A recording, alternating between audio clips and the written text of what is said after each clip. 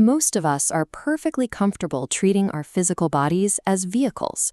You have a hand, you have a stomach, you have eyes. They are parts you possess. But when it comes to the voices in our heads, our internal thoughts, memories, and anxieties, we drop the objective distance. We simply assume those thoughts are us.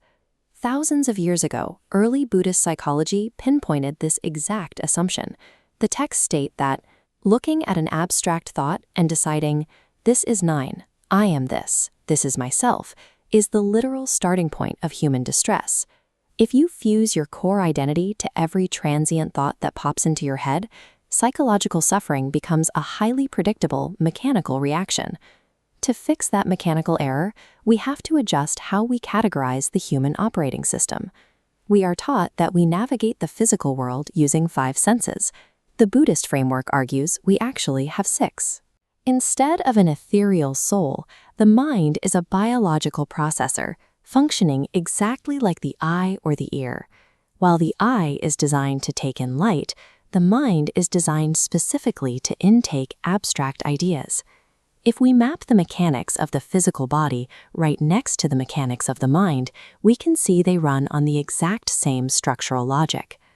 Reclassifying the mind as a mechanical sense organ is the specific step required to decouple human awareness from chronic anxiety. Let's look at the physical pipeline first. The entire process starts with a simple input. An external physical object comes into proximity with the boundary of your body. Think of a sharp rock pressing against the bottom of your foot. This diagram shows the architecture of a sensory event. To register that rock, you need your physical body, the external object, and bodily awareness. When those 3 elements collide, they create a mathematical intersection called contact. You cannot stop what happens next. Physical contact immediately forces the generation of a physical feeling. By default, that feeling gets categorized into one of 3 distinct outcome states: pleasant, painful, or neutral. In the case of the sharp rock, a painful physical feeling triggers a mechanical reflex. Your foot pulls back. It is an unthinking reaction designed to protect the organism.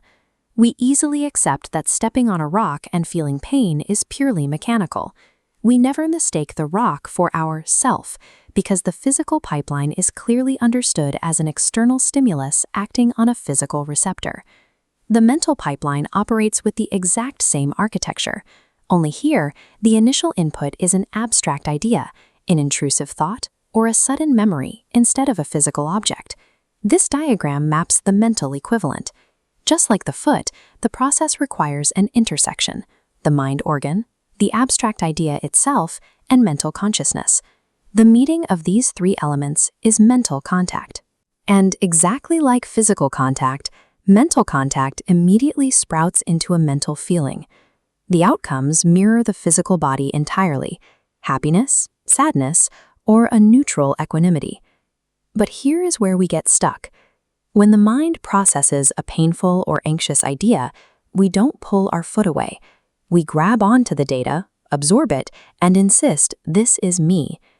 If you lay the 2 pipelines side by side, the mechanics are identical. The only variable separating the physical pain of a stubbed toe from the emotional suffering of an anxious thought is the user's incorrect identification with the mental input. An anxious thought is simply a rock touching your psychological foot. It is a transient sensory event waiting to be processed. It is not an identity you need to defend. The 5 physical senses have different domains. Your ears can't see, and your eyes can't hear.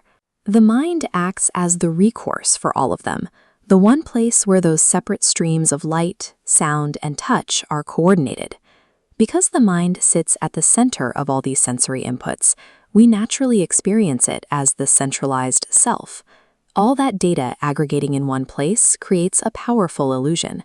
It produces the sensation of a unified watcher sitting right behind your eyes. Yet the ancient texts remind us of a strict principle of impermanence. The mind organ, the ideas it processes, and the feelings it spits out are not static. They are constantly dying and regenerating, microsecond by microsecond. When you observe the watcher as just a processing unit that refreshes every time a new thought or sensation arrives, the idea of a permanent, unchanging inner self loses its mechanical foundation. Leaving that processor unrestrained comes with a heavy cost. If you allow every passing mental touch to dictate your identity, your emotional feedback loop will be continually hijacked by whatever idea floats by. The Buddhist strategy to counter this is simple restraint.